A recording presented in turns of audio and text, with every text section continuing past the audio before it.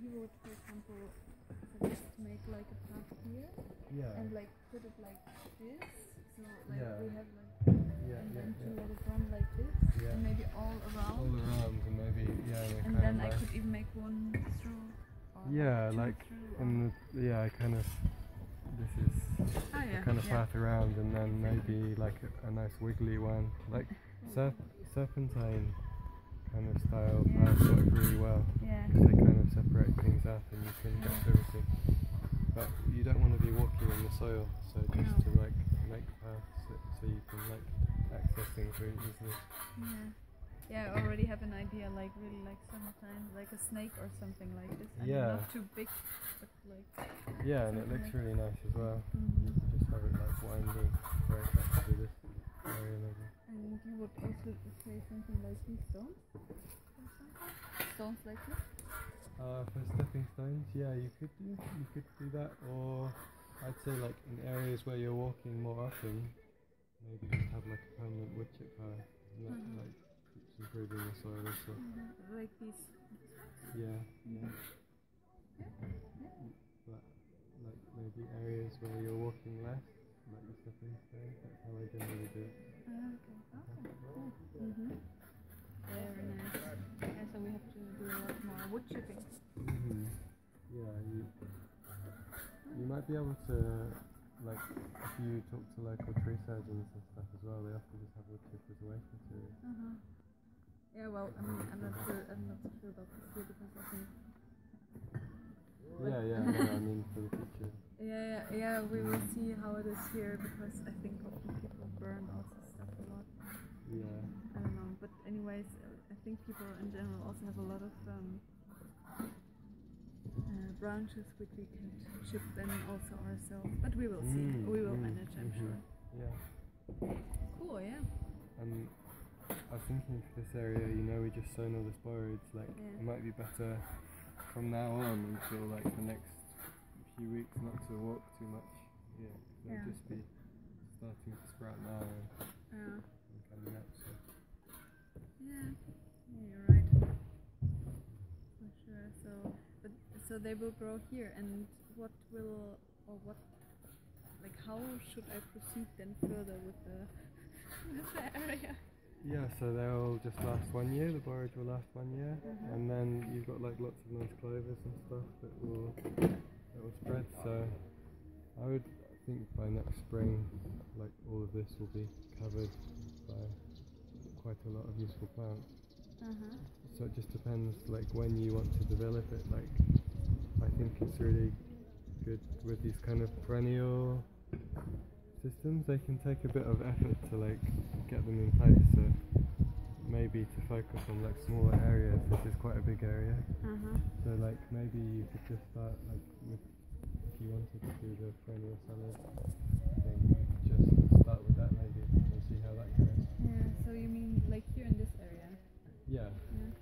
Maybe only like 1.5 meters out from those stones, so that you can easily, and then another path here, so you can easily reach everything from both sides, I'm just thinking also like where to put tomatoes this year, because for sure we want to have tomatoes again. But then also with like annual vegetables like tomatoes, you want to move them around. So for sure. I mean, tomatoes can, I think, stay up to 3 years in one place. But I will also want to grow other vegetables. So I'm thinking, if I also go back then and put here also like other vegetables next year. Because I think I'm not sure about this area there, how this will be for beds, like for vegetables. You can make anything work, you just need to like work on the soil, and I imagine it's really nice soil there, with the goats and stuff. It might be a really good place for annual vegetables, because of the afternoon shade and because it's lower down. Like I think the water might be better there. Yeah, that's actually true. That's true. Yeah, so you mean to the wall itself, it's quite shady, but during like until noon it's actually sunny and then it becomes shady. So yeah, you can see the sit shade is just starting to come up from the wall now, and it will just keep coming out. So like I think it needs more water, more wetter, so maybe more against the wall. Yeah, I will see. I mean, the good thing is also during the winter we have enough time, or I have enough time to figure this out. Yeah, sure. I think they are really interesting things to do. Yeah, so can I have the... And I was also thinking, like, I don't know if you're interested in growing asparagus. This asparagus is just to be 100% sure are the white long ones, huh? Yeah, they're not actually, they're only white because like people deprive them of light, they're normally green. Yeah, the green, but when you buy them in shops they're white. In Germany, in England they're always green. And just the interesting thing is that you can also buy them green, but when they're green they're even considered to be better, like higher quality. Right. So the cheaper ones are white, Because it's more work to make them white, so that's bizarre. I don't know. Maybe also because they're more natural. Yeah, actually I like them very much. I think they're super cool. They're an amazing spring vegetable, like when there isn't that much out in the rest of the vegetable garden. You know, they come in April. Oh really? They start in April, and they right. keep going until June. So. And they're super healthy and delicious. Yeah, they're an amazing vegetable. And the only thing with them is they really hate like any weed competition. So like, and they also like a really well drained soil, so it's good to have them raised up. So I was thinking like this edge here would be like the ideal asparagus bed.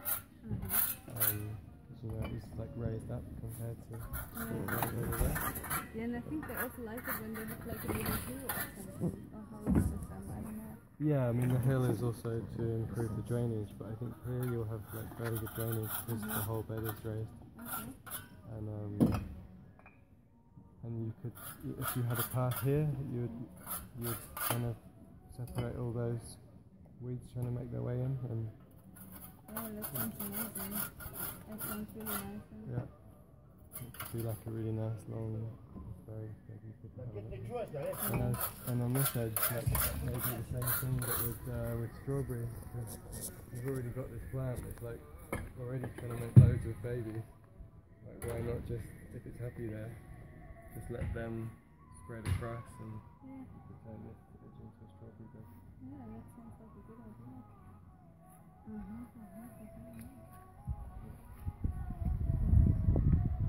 And I thought of also putting some rubble right here. Rhubarb, yeah. Rhubarb, like rhubarb can, in this kind of climate, I'd probably grow it in like a little, give it at least a little bit of shade. So I was thinking like maybe just there would be a good spot for it actually. Do you divide strawberries often? Well, they just kind of do it for themselves, huh? The runners? Yeah, they just make these runners. I mean, if you wanted to get these to, if you wanted to like take one off and plant it over there, you could just take one off and plant it over there. Grow it. Well, I'd probably like, put it in some water for a while and let the roots develop a bit more.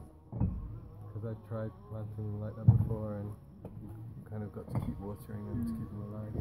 But would you dig up that big plant and try to divide it? Oh no. No. No, there's no point. They make so many of these. Right. You don't need to. Yeah, they do it for you. But would it go faster if you dug up that plant, divide it into like 3 different ones? Or it's just not? No, I wouldn't. I mean, normally I'd just let everything happen naturally and just let these root for themselves, and then there'll be so many of these. Right. And then just spread them out in the autumn. Your patch is gonna grow out from there, but you can direct it where you want it to go. Yeah, you can direct these, but also once they've rooted, like in the autumn, so you just go and move them further afield if you want to.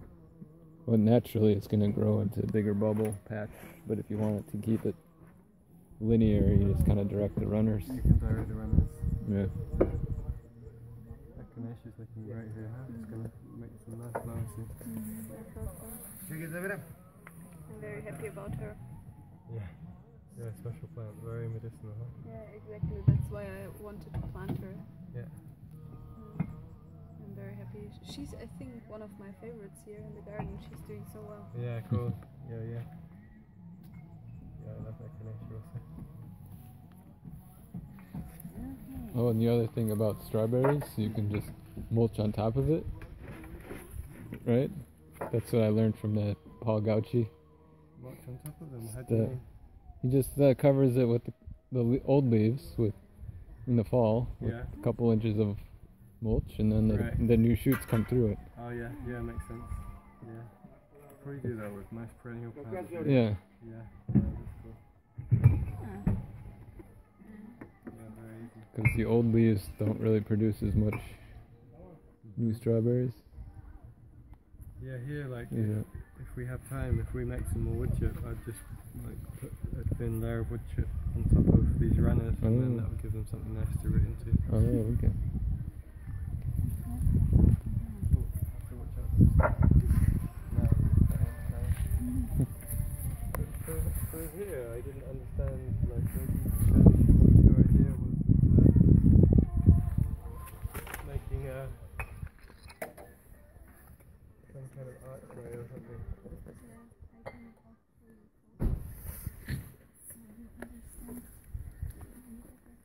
So my idea was that from this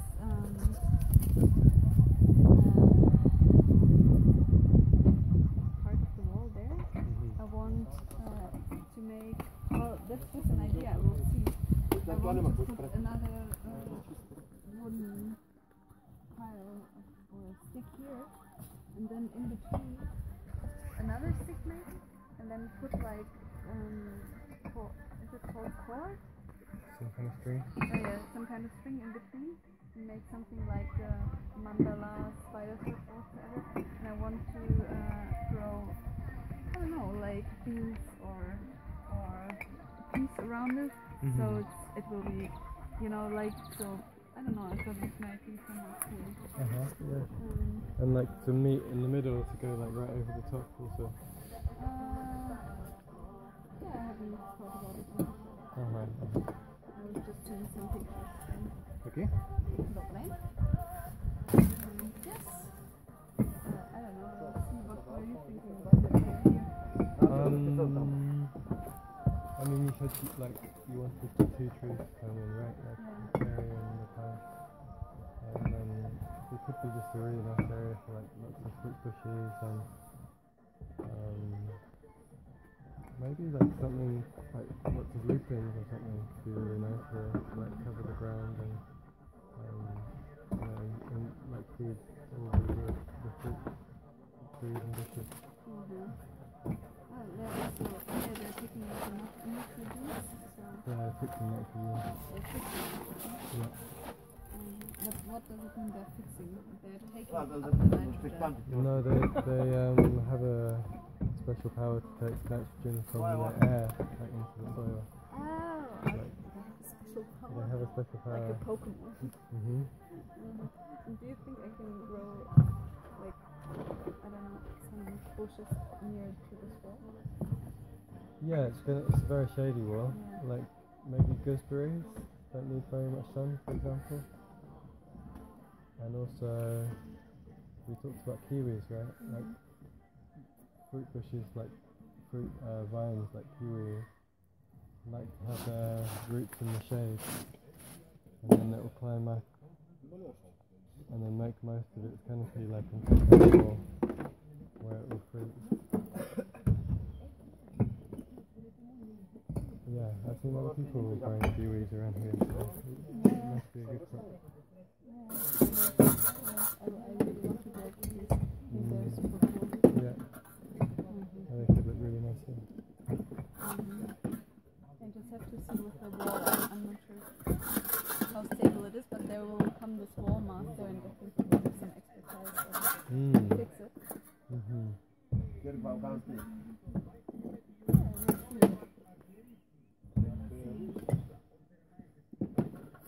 If you were to grow espalier, what's your best direction for? Well, normally south facing. normally south facing, but here they have so much sun. You know, east or west facing would probably be fine for most things as well. Like maybe even for the future, something on this barn wall. barn wall. It's kind of east facing, basically. So yeah, maybe not like peaches or apricots that need loads of sun, but more like apples or like the sour cherries or something like that would be fine. I think like there's a nice space there also to put another fruit tree. Do you think like there's a fig, apricot, and then there's like a bit of a gap where like a small fruit tree could be nice. Like yeah, I think for a small fruit tree, for one like the size of this apricot, for example, and like. You guys really like cherries, so you could have like maybe like one sweet cherry and one sour cherry, and they'll come at different times. Oh yeah, that sounds like a good plan. I will introduce this idea to Nero. I think he will be quite happy about it. Or even like my first idea was like the persimmon, you know, like the big orange fruit that we talked about. Oh yeah, persimmon. Yeah, you have to find out if you can make it. Yeah, see also like where I put here this planting. This is quite low maintenance in comparison to other trees. Yeah. So I think it could even grow in the shade. Oh yeah, it will be happy when we work with it.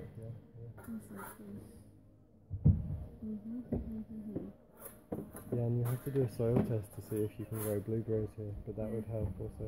Yeah. Like if the soil is less than 5.5 on the pH, you can grow blueberries. Yeah, I really want to do this. I was also reading how you can like change the pH.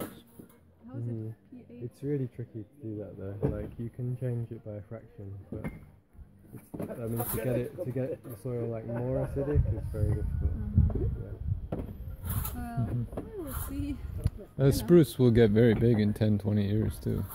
I mean, it could potentially. Yeah. What will get big? The spruce, Murrow's tree. Yeah. So imagine it being like 20 feet tall. Yeah, we really have to cut it. Like that's also why when the father was so enthusiastic about it, I was like, no, it's the best gift. Okay. Well, I mean, it's good. You could just think about a spot that you want to fill up with 10 feet diameter. Exactly. Like eventually. He was super enthusiastic about putting it like there in front of the house. So we have like a Christmas tree in front of the house, and I said, yeah, but you know, then you have like a big tree in front of your house. Yeah, you might have to kind of prune it. Yeah, on a regular basis. Yeah. Some wood chips. Well. So yeah, you'll see. I mean, maybe you just want to do like lots of other vegetables in this corner as well. So. What do you guys think? What will be the best way to, how can you say it, like regenerate the soil? I mean, like making a test. I think tests like this you can order on the internet. Or test what, like a pH test? Yeah, or for soil. Yeah, you could do some. I mean, the only thing I would bother with is the pH test probably, and then everything else you can just judge by feeling it and doing maybe a simple jar test. Yeah, with the water. Yeah. So yeah, we'll just. I think I saw it online, like ordering like a pH test. So we can check how it is. Yeah. And and how would you regenerate now the ground here? I'd green manure. Like the same like borage or something like we did before. I mean the ground's probably very compacted here because the big animals do that. Yeah, that's what I think as well. So like something with deep roots. But I mean you won't probably, I mean this is going to take a while to clear and stuff, so probably better to wait until the autumn, and then you could even grow a crop of, there's this kind of radish, you know, the daikon radish with the long white roots. Yeah. They're really good at breaking up the soil as well. So you could even do that. They'd have two purposes. Yeah, that sounds like a good idea. Improve the soil and give you a crop. Yeah, so then I think first we will somehow try to remove the stones which are now stuck in the soil, and I don't know, try to somehow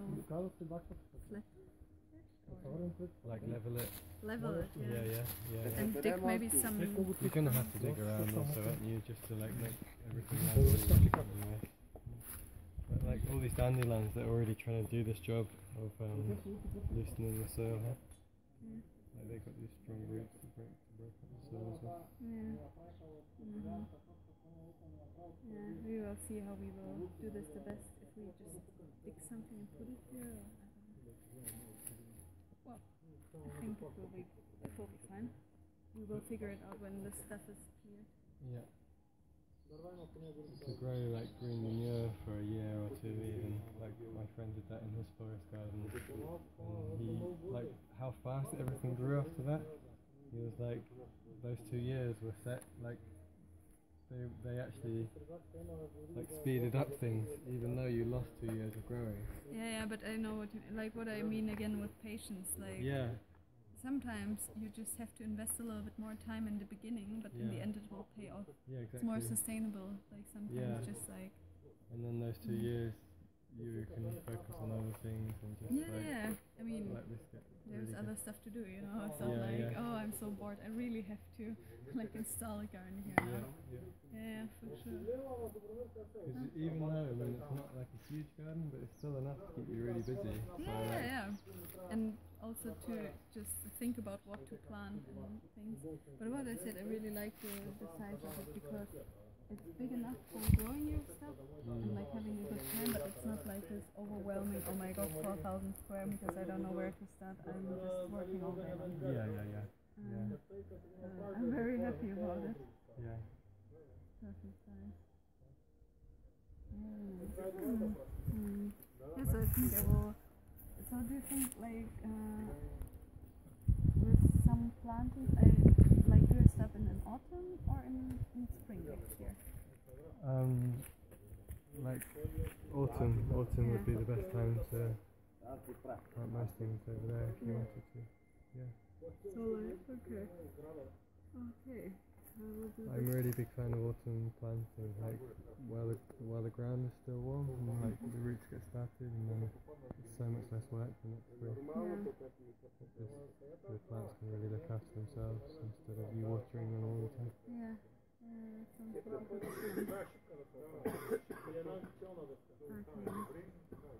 Yes, so I will do this then. Have a look at your master plan here. Have a look at a master plan. And have master plan, a very scruffy master plan. A list of plants.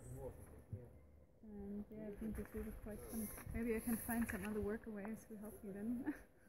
You can keep like finding some permaculture workaways.